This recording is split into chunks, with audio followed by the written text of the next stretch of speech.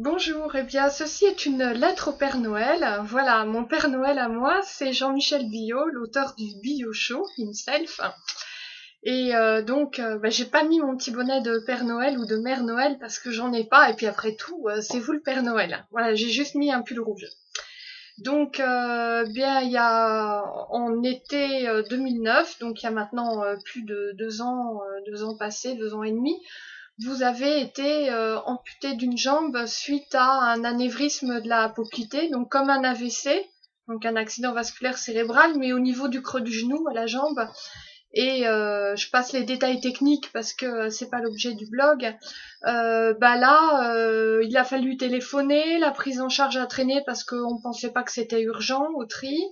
Et puis ensuite, les ambulances ont erré dans la contrée parce que le premier bloc, il n'était pas ouvert pour des restrictions budgétaires. Le deuxième, il était occupé. Enfin bref, vous êtes retrouvé trop tard sur la table d'opération pour que le chirurgien il puisse sauver votre jambe par un simple pontage. Et vous vous retrouvez avec une prothèse et à faire tout un ramdam sur votre bloc parce que faut faire des travaux dans votre maison puisque vous pouvez plus accéder à votre salle de bain au premier étage. Et ça y est, on prie très fort pour que votre nouvelle douche au rez-de-chaussée soit installée. Madame la députée elle-même va venir la visiter. Enfin, vous voyez un peu le truc de folie, quoi. Moi, j'ai juste une réflexion de Imichu. Est-ce que ça aurait pas coûté moins cher de faire les trucs bien du premier coup? Vous voyez, donc choc des cultures, réflexion. Moi, je suis dans la culture anglo-saxonne, vous voyez, les Intuitive Surgical, toutes ces grandes boîtes aussi, ces grands groupes européens où dès qu'il faut organiser une réunion, tout simplement, on va sur un disque partagé et puis on dit qu'on va occuper telle salle à telle heure, que oui, on veut un vidéoprojecteur, oui, on veut la visioconférence, non, on veut, enfin, vous voyez quoi, voilà. Donc la logistique, c'est quand même, même s'il y a des frictions de temps en temps, parce que question de personnes, de maintenance, de matériel, quand même dans les multinationales, la logistique pour organiser ces réunions, je sais pas, à 14h30 à la BNP ou une filiale de la BNP ou de que sais-je, il y a un meeting entre BNP Italie, BNP Maroc et puis je sais pas quoi, BNP Rueil et puis les assurances en Angleterre. Bon ils vont pas mettre 15 jours à organiser la réunion, ça se fait en quelques minutes. Tout par un logiciel en ligne, voilà. Donc on est un petit peu surpris de voir que pour des patients urgents, c'est pas juste une petite réunion, vous voyez, pour des patients urgents, ça passe par le téléphone. On est quand même plus trop à l'ère de l'analogique, mais c'est plutôt l'ère du numérique. On parle même du très haut débit qui va s'installer dans les 4-5 ans sur toute la France. J'étais à la médiathèque de Rueil-Malmaison il y a 2 jours, là, on faisait un petit truc, là, une présentation. Et puis, je suis tombée sur des affiches de pub pour l'installation du très haut débit dans les Hauts-de-Seine. Bon, donc la prise en charge des patients urgents, ça se fait encore au téléphone avec les ambulances qui sont baladées comme ça, comme une boule de flipper. Quand il n'y a pas de place à telle clinique, faut aller à telle autre et ainsi de suite. Donc finalement, quand on interroge les médecins, parce que moi j'ai pris le dossier, comme je vous le dis, sous le bras, puis j'ai fait le tour des popotes, j'ai été voir des médecins urgentistes. Alors ils veulent surtout pas dire du mal des copains, donc ils vous disent, qu'est-ce que vous croyez, ma brave dame, sauver la gambette d'un grand-père, c'est pas la priorité dans le système actuel. Il y a des choses plus importantes. Et puis vous savez, la santé telle qu'on la connaît, ça coûte trop cher. Alors réflexion de base de la Michu. Est-ce que ça coûte pas plus cher de mal faire? Est-ce que ça coûterait pas moins cher de bien faire? Vous voyez, je vais pas vous la jouer Shadok, mais bien faire, tout simplement, il y aurait pas de bac à douche installé, il y aurait pas le ramdam sur le bio-show, il y aurait pas Madame la députée qui va se déplacer pour visiter un bac à douche chez Jean-Michel Billot. Dans le genre pays des Gaulois bordéliques, on y va fort quand même. Donc si vous avez besoin de moi pour interviewer les gentils gars du marketing de Cisco pour qu'ils me racontent, moi ça m'intéresse, si ça progresse, les logiciels qui vont être mis en place, pour aider à la prise en charge de patients urgents. Ben voilà, moi vous m'offrez un petit logiciel comme vous avez sur votre BioShow pour enregistrer les interviews sur Skype et qu'après je puisse les mettre sur le blog éthique santé et mort 2.0 ou bien le vôtre d'ailleurs, le BioShow.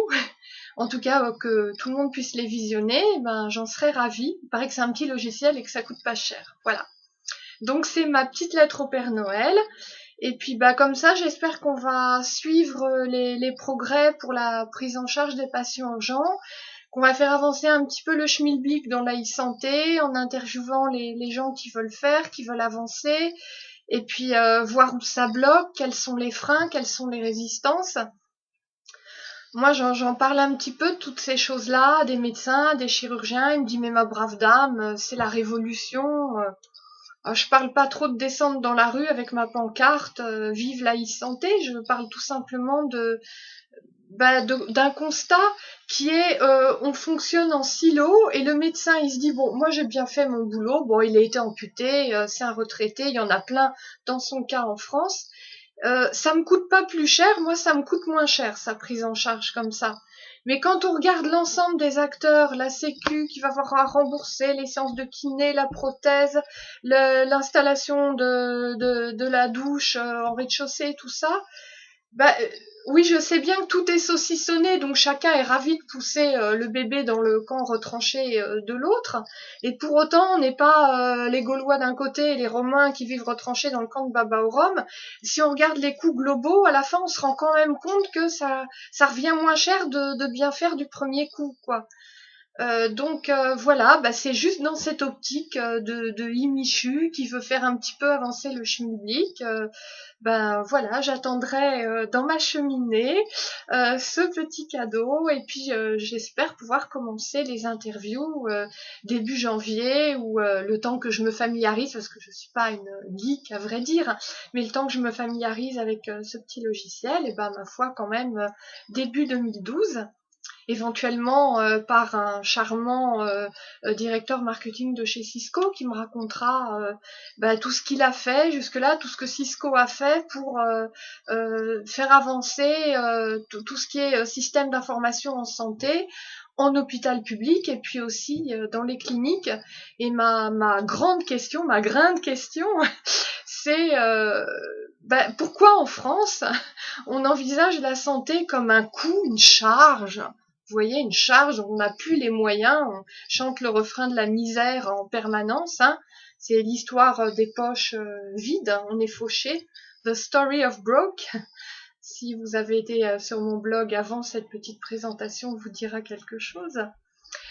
Donc voilà, c'est tout ça que je voudrais un petit peu agiter et prendre la température. Est-ce qu'il faut encore continuer à envisager la santé comme un coût, une charge, ou plutôt comme une opportunité pour la France en difficulté économique de créer des petites entreprises avec l'information partagée, l'internet, les systèmes de santé, les logiciels, le 2.0. Ma foi, pour que la société fonctionne mieux, apparemment il y a des besoins. Et donc, plutôt que de s'envoyer des portes de prison à la figure, n'est-ce pas, si on pouvait un petit peu en mode collaboratif faire avancer tout ça et mettre les gens en contact. Voilà. Je finirai juste en donnant l'exemple de mon ancien patron, Intuitif Surgical, le docteur Adrian Lobontiu, qui est d'origine roumaine, donc je devrais dire Adrian Lobontiu, qui va quitter l'Europe. Il a pourtant formé tous les chirurgiens en chirurgie mini-invasive assistée par ordinateur depuis 1999. Ils sont tous passés entre ses mains pour opérer avec le fameux système Da Vinci, qui coûte encore très cher. Et actuellement, il travaille à Endogastric Solutions, donc la chirurgie par les voies naturelles, dite endoluminale. Et en France, la Sécu se fait un point d'honneur à ne pas rembourser ces opérations pour refaire le petit clapet, vous savez, pour le reflux gastro-œsophagien.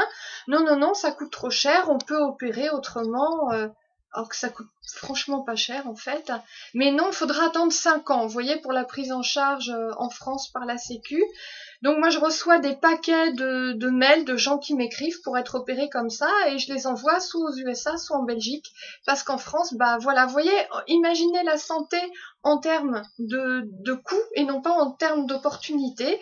Ben on a, à mon avis, un chirurgien fantastique là qui part parce qu'il a trouvé des opportunités aux États-Unis tout simplement. Et puis ben, je lui souhaite bonne chance et je sais qu'il a fait le bon choix, mais quelque part je trouve pas ça normal avec tout le boulot qu'il a investi en France. Voilà. Mais écoutez, on va essayer de changer un petit peu de monde. Il y a du travail, hein. On commencera bientôt, début 2012. Eh bien, à bientôt sur ce blog pour une nouvelle chronique bioéthique. Bonne journée, au revoir.